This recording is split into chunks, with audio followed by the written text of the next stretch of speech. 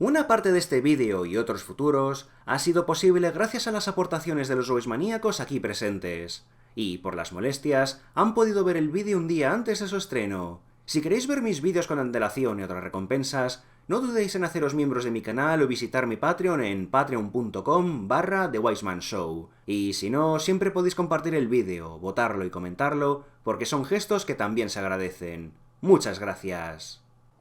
Neil Gaiman se nos ha caído del pedestal.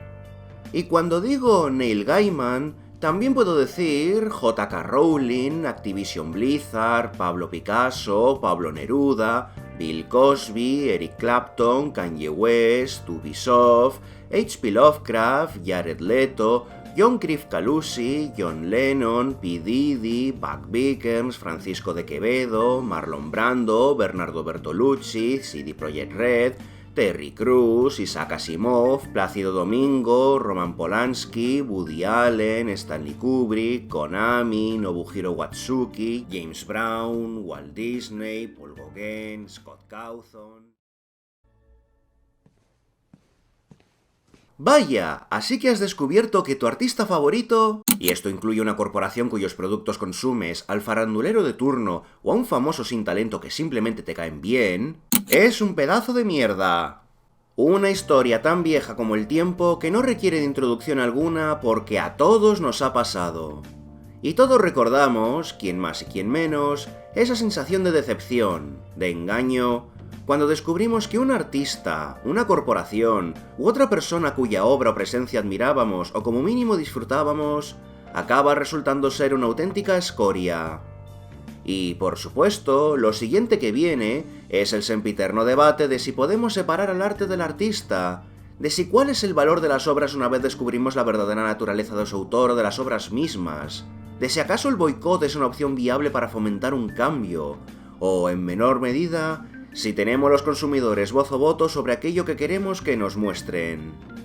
Hay quien está a favor de la separación, otros en contra, porque no deja de ser un tema muy emocional y subjetivo, aun si hay verdades indiscutibles y perfectamente objetivables en las que nos adentraremos más adelante. Y es curioso este asunto porque de ello también se deriva una ventana a la verdadera naturaleza incluso de nuestros interlocutores.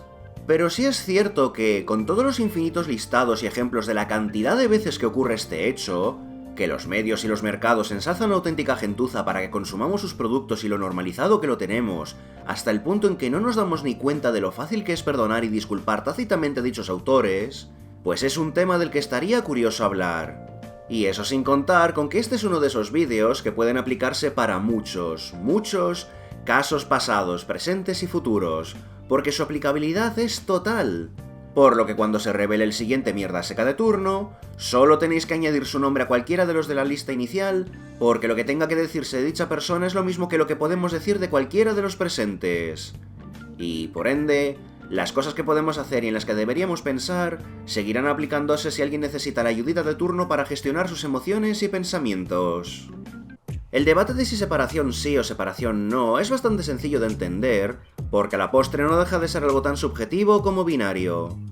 Separar el arte del artista consiste en la idea de que las obras siguen siendo igual de disfrutables independientemente de la naturaleza verdadera del autor, lo que permite consumir dichas obras junto a todo producto relacionado con ellas sin un deje de culpabilidad alguna.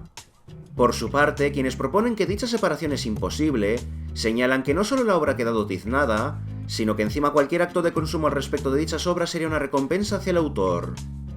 Como podemos observar, si bien la gente por lo general se queda ahí en el binarismo y no avanza por las subjetividades del tema, el punto común que tienen ambos bandos es el consumo, y el consumo es el quid de la cuestión, puesto que este debate puede dar pie a que nos fijemos en muchas más cosas que simplemente una mera conversación de ascensor, y para ello vamos a partir de dos conceptos básicos. El primero es que vivimos en una sociedad capitalista, y, como tal, absolutamente todas nuestras acciones las realizamos a través del consumo, y son tanto este propio consumo como el interés en que sigamos consumiendo las principales preocupaciones de dicho sistema. Por tanto, absolutamente cada cosa de nuestra vida diaria viene producida de mano de una industria, aunque no pensemos en ella como tal. Y el segundo es que los seres humanos estamos formados y somos moldeados por nuestro entorno, Las experiencias y aprendizajes que recibimos a lo largo de nuestros años formativos son los que determinarán en gran medida o influenciarán mayoritariamente la clase de persona en la que nos convertiremos una vez hayamos completado nuestra madurez. Sí, evidentemente cada uno puede cambiar, pero siempre nos vemos influenciados sin darnos cuenta por vicios, manías y formas de pensar bien engranadas en nuestro subconsciente, aun si activamente nos esforzamos en mostrar lo opuesto. Por tanto, si unamos ambas ideas, lo que nos da bien es la noción, por no decir el reconocimiento, de que por muy dueños de nosotros mismos que nos creamos, por mucho que pensemos que nuestras ideas son nuestras y de nadie más, en realidad no somos más que la suma de nuestras experiencias. Y teniendo en cuenta que nos pasamos gran parte de nuestros periodos formativos en lugares y situaciones en las que se nos enseña cómo debemos pensar, como es evidente debe haber una industria que gestione tanto el pensamiento como nuestro sistema de valores, y ello incluye hasta nuestra apreciación de lo que llamamos arte y hasta lo que podemos considerar los valores artísticos. En una palabra, la academia. Por muy raro que suene llamarla industria, porque siempre nos hace reducirla mentalmente a fábricas y chimeneas echando humo, lo cual precisamente es también fruto de nuestra forma de pensar adquirida con los años que decía antes, desde tiempos inmemoriales la academia ha servido para moldear el pensamiento de la gente a favor del statu quo imperante de cada era, de lo cual se derivan las costumbres sociales de lo que es aceptable y lo que no, a lo que se suman las enseñanzas de nuestros padres, que no dejan de ser personas que forman parte de dicha sociedad y sistema de valores, y por tanto lo refuerzan. ¿A dónde quiero ir a parar? Pues al recordatorio inicial de que absolutamente todo es político, y como recibimos mensajes políticos desde que nacemos, los interiorizamos hasta el punto en que se vuelven parte esencial de nuestra personalidad y forma de ser. Y ello nace de unas costumbres y una academia interesada en, sobre todo, que la consumamos a la vez de que consumamos los cánones que ésta retrata. Que ojo, esto no solo ocurre con el arte, sino con absolutamente todo. Un ejemplo de ello es que apenas encontraréis libro de texto de primaria y secundaria publicado en España que trate a fondo, como es debido, la conquista de América por parte de los españoles con todos los abusos y atropellos que hubo, de la misma forma que en otros países sus propias academias barren hacia sus propios intereses. La historia, por ende, no la escriben tanto los vencedores como sí los que detentan el poder y los medios para ser ellos los que la describan, independientemente de lo que pasó. Y ello da pie tanto a nuestra cosmovisión inicial como al valor que le damos a las obras, el cual también es uno aprendido. Le damos valor porque nos dicen que tiene valor. Y si bien el arte es una actividad humana necesaria por los mensajes que también nos enseña, y hasta las sensaciones y sentimientos que despierta en nosotros, entre otros por la necesidad humana de buscar la belleza, comunicarse o escuchar a los demás, una vez los cánones se establecen y la academia nos dice lo que debemos memorizar para vomitarlo en el examen a cambio de una nota numérica, no solo se acaba despojando al autor de su historia y contexto, sino que también acaban blanqueándose u ocultándose todos sus defectos, vicios y abusos. Y uno de los procesos y motivos de ello es justo la forma en la que se nos enseña. Los personajes históricos en los artistas son elevados y casi divinizados a hombres y mujeres que hicieron cosas extraordinarias para bien o para mal, porque ese era su destino manifiesto historiográfico. Se separa a los personajes en sus contextos, aun si el flujo de la propia historia y del arte no dejan de ser personas que actuaron a raíz de sus entornos de una u otra manera, de forma destacable. Y en su lugar, todos sus logros, hazañas o barbaridades quedan retratados como algo que estaban predestinados a hacer, inevitabilidades descontextualizadas que solo existen para ser recordadas. Un tratamiento académico que acabamos interiorizando y hasta aplicando, hasta ser el propio germen del debate de si se debería separar el arte del artista, y más aún si este resultado ser una escoria. Una idolatría muy similar a las relaciones parasociales, de las cuales ya hablé largo y tendido tiempo atrás. Como recordatorio, las relaciones parasociales son las falsas relaciones sociales que se forman hacia cualquier personaje mediático, real o ficticio, que aparece en un medio, y al que se lo percibe como una persona cercana y conocida, aun si se trata de algo unilateral, no dialéctico y no sujeto al desarrollo mutuo. En pocas palabras, que el miembro de la audiencia cree conocer al personaje basándose en lo visto de él y su obra, sin que el personaje conozca al miembro de la audiencia de nada. En cristiano, que creemos conocer a J.K. Rowling porque hemos leído sus libros de pequeños, y cómo va a ser una fascista asquerosa una persona que escribe una historia sobre que el amor lo puede todo y en la que yo me puedo autoinsertar. que hacemos la vista gorda a los abusos de Picasso, porque bajo toda esa misoginia y violencia contra las mujeres se esconde el alma sensible que nos inspiró con el Guernica.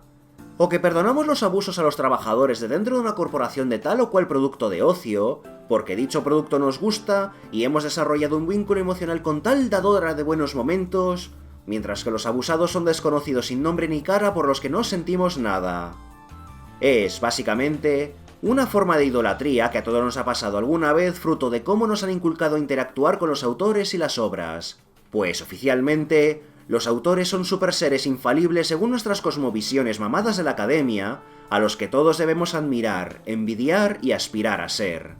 Pero cuando resulta que no lo son, entonces nuestro mundo se viene abajo porque la disonancia cognitiva choca frontalmente contra nuestro sistema de valores. Y esto es muy revelador para el debate porque no deja de ser un proceso que se nos inculca, y encima basándose en nuestra necesidad humana de animales sociales de imitar, apreciar y admirar a otros. Y llegando hasta tal punto que, como digo, somos capaces de perdonar abierta o tácitamente a partir del consumo tanto autores que han resultado ser gentuza como obras que han acabado siendo dañinas. Y es que el consumo es el kit de la cuestión cuando nos damos cuenta de que, como vivimos en un mundo consumista, este se hace inevitable aun si en público nos llenamos la boca con el desprecio que profesamos a los artistas problemáticos. El conocido, odiad al artista, pero disfrutad la obra. Una situación que empeora cuando vivimos rodeados de tácticas de FOMO o miedo a perderse algo, junto a la cultura del hype manufacturado, cuyo resultado viene a ser cabrearse temporalmente con un autor o corporación una vez se descubre su horrenda naturaleza verdadera, pero perdonarla de inmediato en el momento en el que salga el tráiler de su siguiente obra. Todos aborrecemos a una Konami que a lo largo de las décadas maltrató a sus empleados, con el caso más notable siendo el drama entre la corporación y Hideo Kojima junto con el despido de este, y él siendo laureado como un mártir, aun si él se dedicaba también a abusar de sus propios empleados. Pero cuando la corporación anunció una serie de remakes y remasteres de sus juegos, bien que perdemos el culo para comprarlos. Y 3/4 partes de lo mismo con todo el dramuki con Silent Hill, y cómo pasamos de tener a Konami como la empresa abyecta matajuegos, a tenerla en un altar y enterrarla en dinero porque nos ha dado un remake de Silent Hill 2. Pese a haber ido siempre de la empresa buena, ahora todos sabemos que CD Projekt Red no es más que otra corporación despreciable caracterizada por abusar de sus empleados y que, por culpa de su propio crunch laboral, acabó tomando el pelo a los consumidores con un Cyberpunk 2077 que estaba hecho trizas ya de salida. Pero qué casualidad que ahora que va a salir otra entrega de su IP estrella, The Witcher 4, hay que ver cómo enterramos a CD Projekt Red en parabienes y alabanzas, y qué curioso que las únicas críticas que podemos ver al respecto es que aparece una mujer en sus tráileres. Y no es baladí el caso de CD Projekt Red, porque entre medias lanzó un anime de Cyberpunk 2077 a modo de soborno, y os lo tragasteis bien tragadito. Una estrategia que sigue la estela de una Riot Games que, para tapar sus propios escándalos de abusos a sus trabajadores, lanzó su propia serie de animación, y qué casualidad que los mismos que antes condenaban a la corporación por dichos abusos, una vez pasó el anime entre medias, los volvías a preguntar y la excusaban porque «¡Pero el anime es nuevo!». Nadie ha aprendido nada. De la misma forma que no solo no se ha solucionado nada, porque hay veces en las que los autores y las corporaciones abusivas solo necesitan comprar la voluntad de la gente mediante más consumo para que se calle. Tal es la situación con el consumismo y las relaciones parasociales y la sensación de deuda que tiene la opinión pública con autores, obras y corporaciones, que recordemos que está así de bien asentada una suerte de industria del perdón, por la cual famosos que son auténticos canallas han convertido en un arte el comportarse como escoria para luego pedir perdón públicamente, explotar dichas relaciones parasociales con las lágrimas de cocodrilo, y volver a cometer toda clase de abusos porque saben que ahora sus seguidores los protegerán, esgrimiendo el «¡Pero es que ha pedido perdón!». Podemos tener un tenor abusando sexualmente de otras cantantes y utilizando su poder e influencia para subyugarlas cual Harvey Weinstein de la ópera, solo para que éste se disculpe públicamente y lo admita todo, y a la siguiente vuelta al escenario desdecirse aludiendo que todo es mentira. Pero como ya se disculpó, entonces la reacción del público es esta.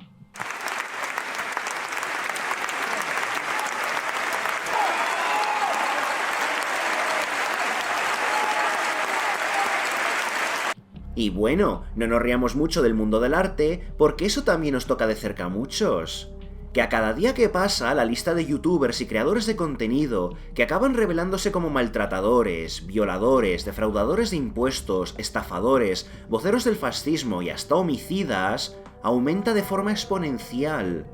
Y a la gente os da igual, porque mientras sus contenidos os gusten, y después de cada abuso y vejación salga un vídeo de disculpas y mucho lagrimeo, aquí paz y después gloria, porque ya pidió perdón.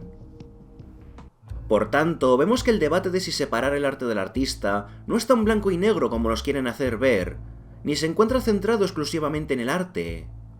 Me parece que ya hemos llegado al punto en el que más que arte y artista, deberíamos hablar de autor y obra, o de productores y productos, puesto que ello incluye corporaciones y todos los productos de consumo. Y el motivo es que este interminable debate es otra gran muestra de que no existe un consumo ético bajo el capitalismo.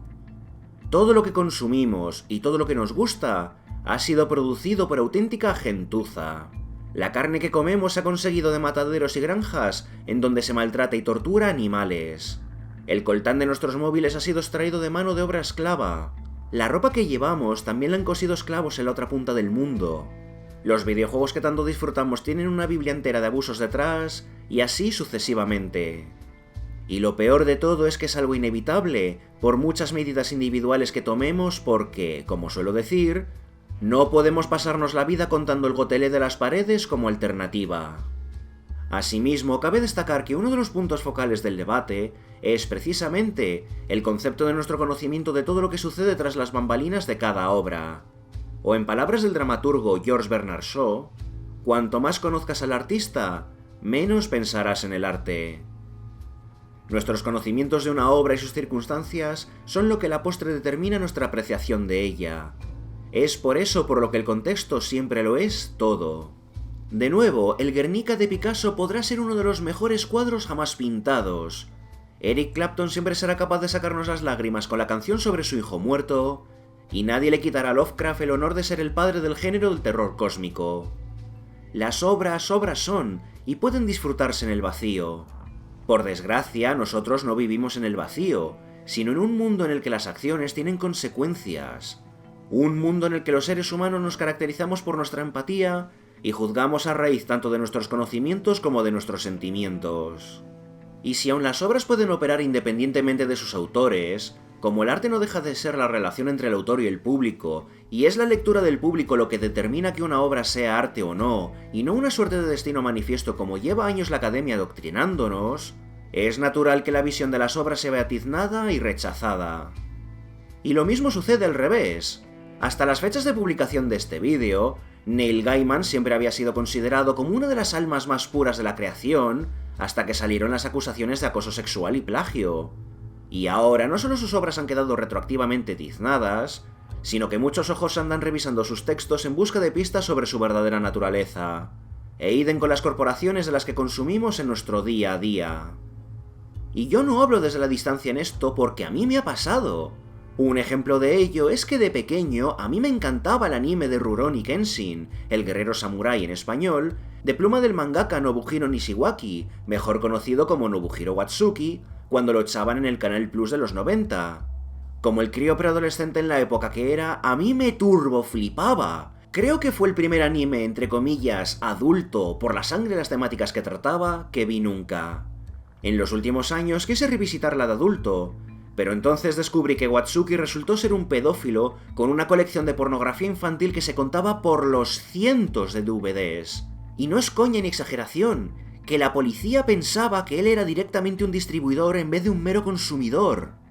¿Y qué queréis que os diga? Después de tal descubrimiento, junto a saber que su castigo por ello fue una multa que apenas llegaba a los $2000, y todo para continuar viviendo de las rentas de su obra, de recibir como premio la continuación de su último anime, y que hasta la Shonen Jump celebrara públicamente su obra junto a otros mangakas... Como que se me quitaron las ganas de volver a ver nunca más nada de Kenshin, y mis sentimientos sobre la obra dieron un giro de 180 grados. Entre otras porque me es imposible no imaginar que si hubiera conocido a este señor en la época y en las edades en las que más adoraba Kenshin, a saber lo que no me habría hecho de haber tenido la oportunidad. Peor aún, Cuando vi la lista de mangakas que lo apoyaban públicamente en el evento de la Shonen Jump, de entre los que se encontraban nombres como los de Eiichiro Oda, Masashi Kishimoto, Hirohiko Araki, Takeshi Obata, Yoshihiro Togashi, Kohei Horikoshi o Akutami Gege, entre otros muchos más autores, como que actualmente tengo unas cuantas reservas en seguir admirando sus obras o apoyarlas públicamente. Y es que al final de eso se trata. Por muy artistas que sean, hay mucha gente cuyo lugar debería ser la cárcel o una institución psiquiátrica, no un pedestal. E independientemente de si a uno le siguen gustando sus obras, se siente como mal celebrar a estos artistas una vez se descubre su verdadera naturaleza, ¿no?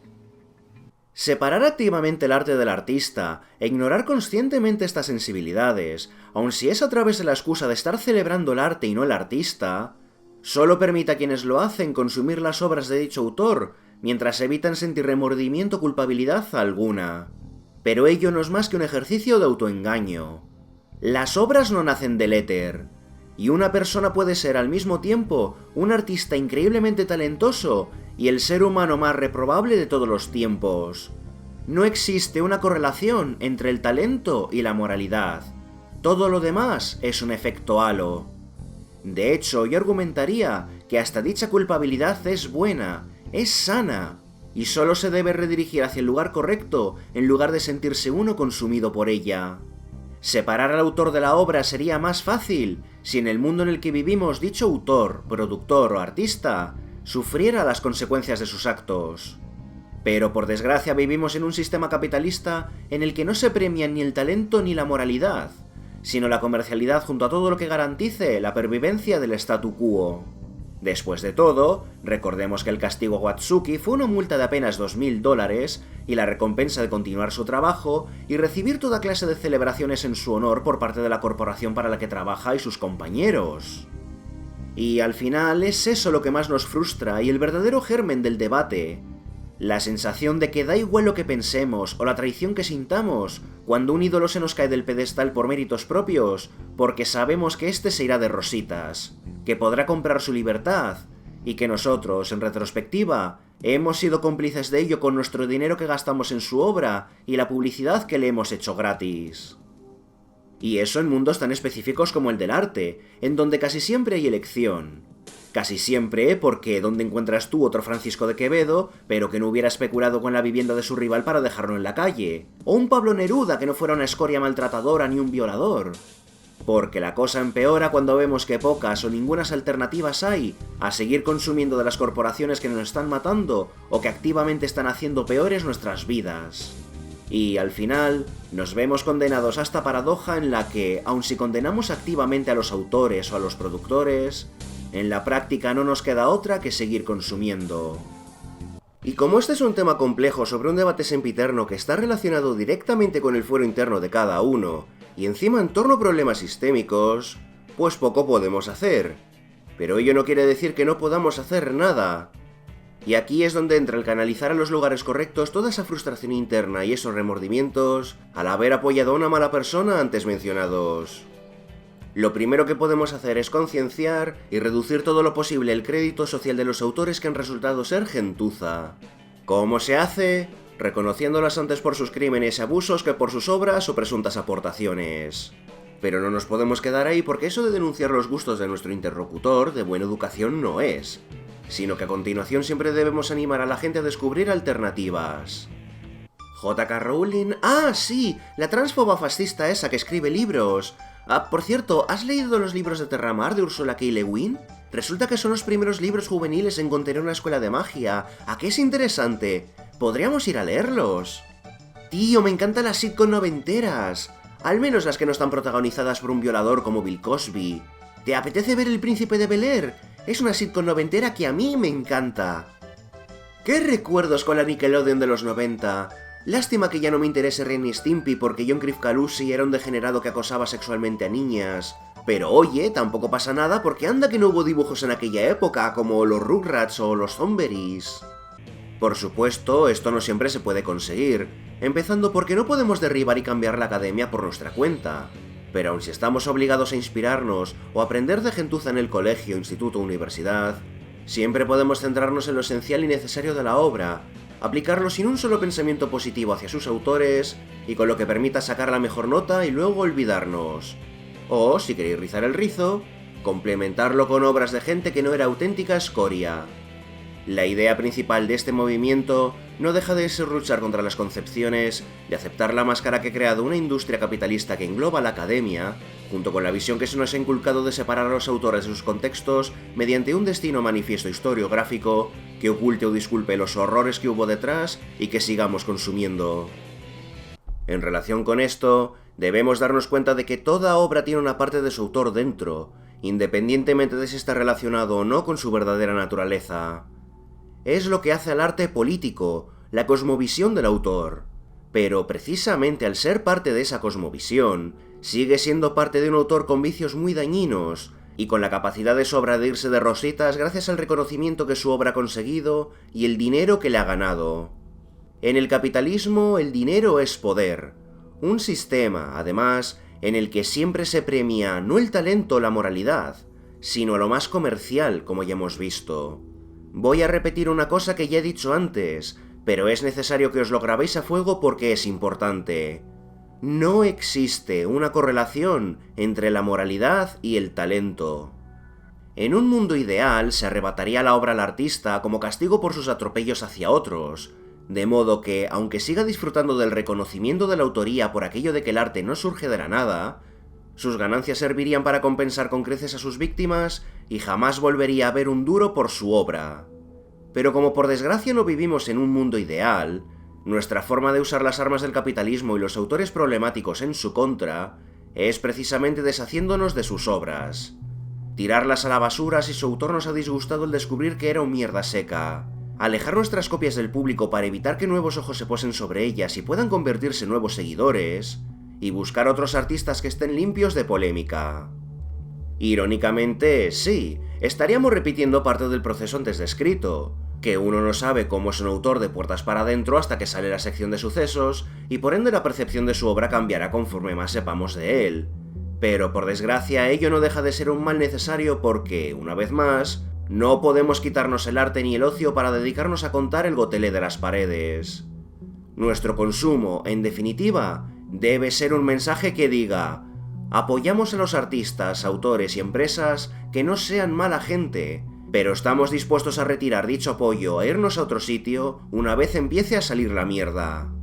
Y si al final debemos consumir, ya sea por la necesidad o para el consumo propio porque nos puede el FOMO, la mejor idea es piratear con el fin de que el autor no reciba un solo céntimo que le permita comprarse otra tarjeta de evitar la cárcel. Y, por supuesto, en la medida de lo posible, debemos evitar hacerle la publicidad gratuita a través del boca a oído, cantando las alabanzas sobre lo mucho que te gusta tal o cual obra, no vaya a ser que la otra persona acabe aportando la pasta que tú no pusiste. Y si no, pues siempre hay formas de compartir los archivos y los enlaces de lo que pirateéis.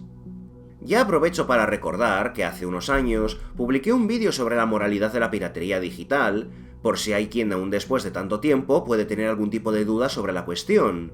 Vídeo cuyo enlace dejo, como es habitual, en la descripción y el comentario destacado junto con todo lo demás. En mi caso, por ejemplo, yo lo tengo claro. Yo soy de los que creen que no podemos separar al autor de la obra, o al menos, como digo, cuando lo actuamos de forma consciente. Pero cuando soy yo el que tiene la potestad, el derecho a decidir, mi dinero nunca irá a parar a autores y obras cuyo éxito les haya permitido hacer daño a otros o obras que hayan resultado ser dañinas. De la misma forma que tampoco invertiré en nada cuyo éxito valide o conforte a un autor, escudándole de las críticas o las consecuencias del daño que haya causado a otros. ¿Por qué? Porque siempre hay más arte, porque vivimos en la mejor era para descubrir nuevas obras, nuevos artistas, nuevos estilos, nuevas historias y nuevas ideas bien alejadas de las ideas preconcebidas y de segunda mano que nos llevan metiendo en la cabeza de que nuestro papel con respecto a las obras y la cultura es meramente consumir y callar y volver a consumir. Pero, Widowmaker, eso que dices es una tontería. Yo, si quiero que me hagan una casa, solo me interesa que estén bien puestos los ladrillos, no que el albañil pegue a su mujer.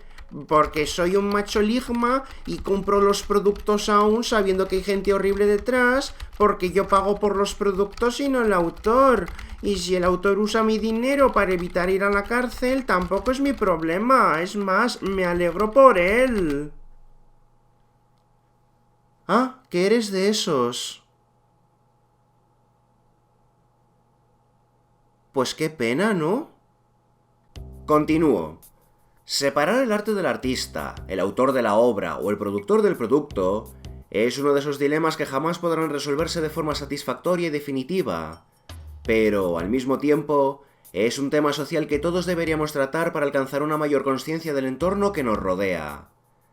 Entre otras porque, irónicamente, vivimos en una paradoja en la que estamos constantemente separando y no separando autores de obras, cada vez que nos negamos a consumir algo hecho por malas personas, a la vez de que consumimos otras cosas también hechas por otras malas personas, aun si no nos damos cuenta o no nos queda más remedio.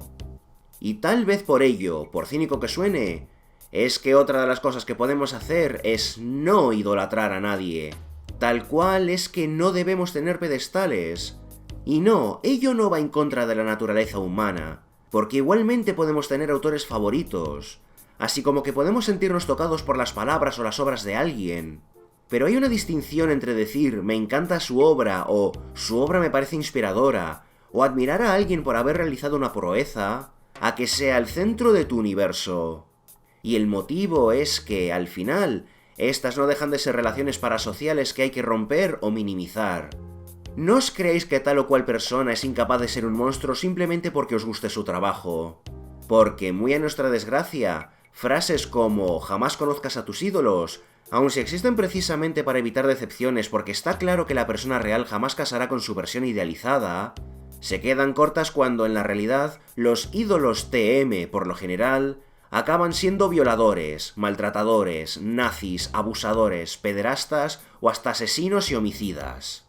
La nueva frase debería ser: jamás conozcas a tu ídolo porque a lo mejor resulta que te vas a relacionar con un violador, un maltratador o un abusador. El poder absoluto no corrompe absolutamente, sino que revela la verdadera naturaleza de una persona y de lo que está dispuesta a hacer si sabe que sus actos no tendrán consecuencias. Y crear pedestales solo pone a uno en una situación de indefensión. Sí, suena duro, porque lo es.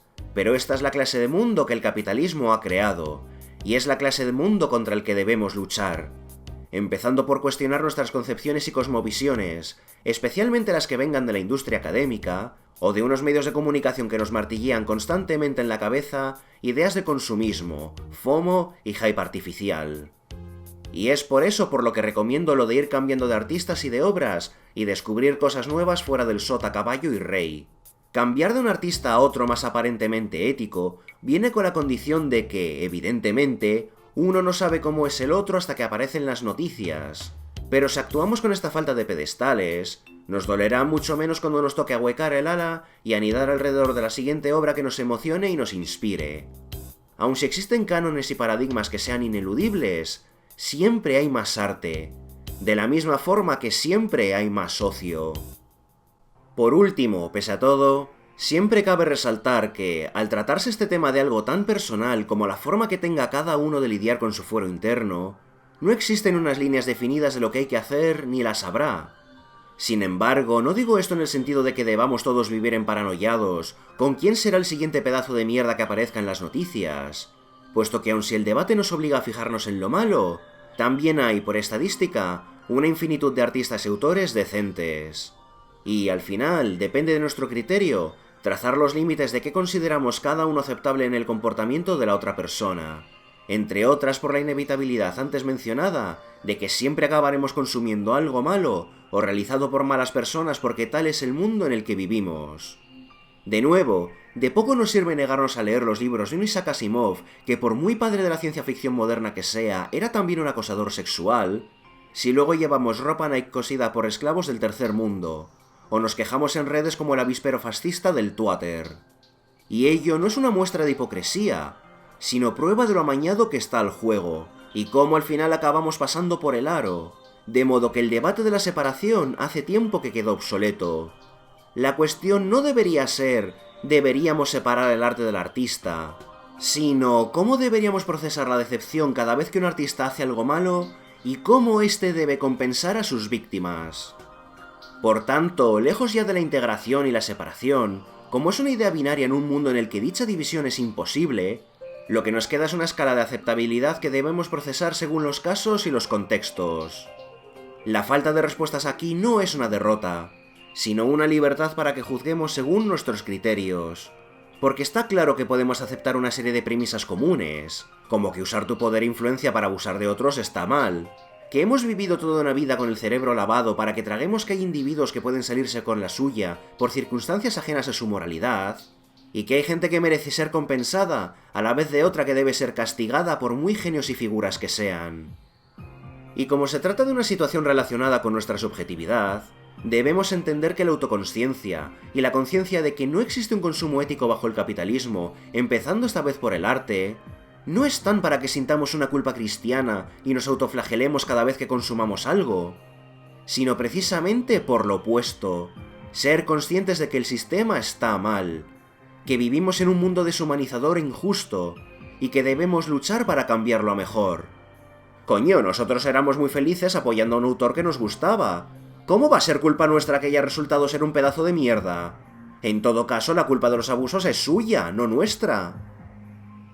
Y como ejemplo de todo este mondongo, otro botón. A mí me dará grima la lista de autores que apoyan abiertamente a Watsuki, y aunque tenga mis reservas por ser un antes y un después, yo seguiré leyendo los mangas de Yoyo de Araki porque los sigo por una página para verlos gratis en línea, y disfrutaré con su historia. Pero igualmente, si me preguntan, para mí Araki ahora tendrá el título añadido de defensor de pedófilos. Y esto lo hago porque, pese a todo, participar en un evento corporativo para celebrar la obra de un criminal sexual, y probablemente por obligación laboral, me parece una falta bastante menos grave que toda la lista de verdaderos maltratadores, violadores y fascistas que hemos tratado en el vídeo de hoy. Gente aborrecible cuyos actos son tan abominables que perfectamente puedo deshacerme de sus obras, borrar cualquier sentimiento positivo que me despertaron por lo tiznados que se han quedado, y sustituirlos por otros artistas y otras obras que también me hayan influenciado para bien y que de momento me parecen gente decente.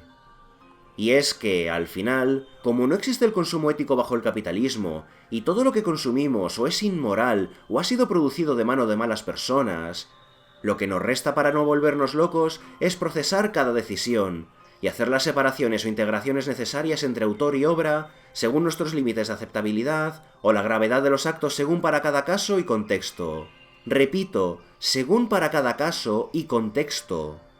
¿A qué me refiero con cada caso y contexto? A que si llevamos a cabo este debate de separar al autor de la obra únicamente desde su binarismo inicial, lo que estamos haciendo, nos demos cuenta o no, es dar valor a una persona basándonos en su productividad y generación económica. Es primar el valor monetario de un artista sobre el valor humano de sus víctimas.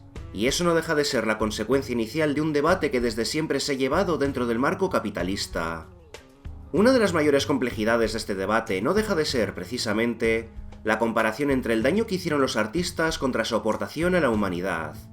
Y no es que el valor económico del autor y su obra prime sobre las vidas que arruinó, sino que no deja de ser un asunto de perspectivas, pues no todos los artistas han aportado lo mismo, a la vez de que no todas sus polémicas son igual de dañinas. Ello no implica que debamos tener un binarismo, sino que ambas visiones se pueden complementar, y más aún cuando la obra es un reflejo del artista. Otra vez el menester de Picasso.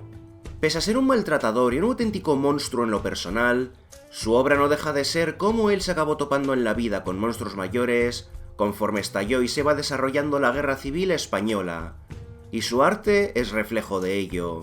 Cómo pasó de retratos y una visión optimista del cubismo a retratar los horrores de la guerra y la crueldad humana.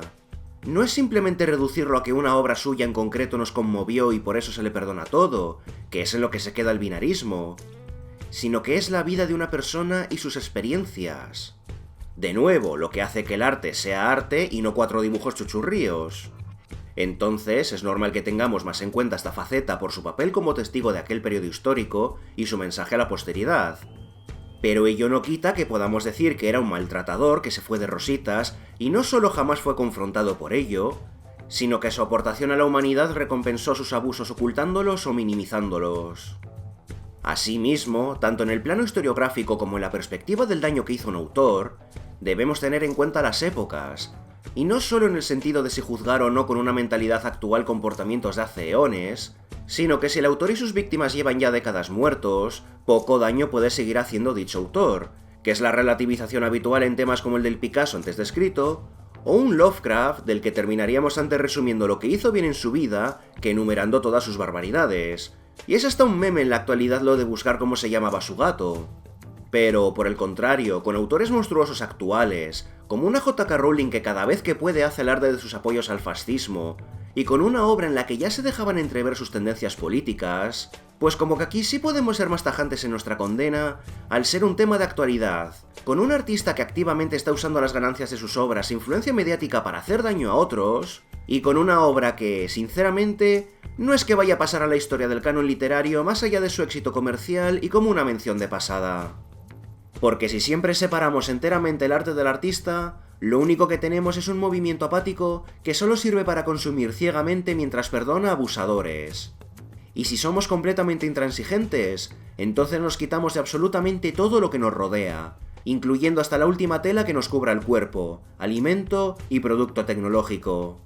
Es una contradicción cada vez más pesadillesca cuanto más pensamos en ella.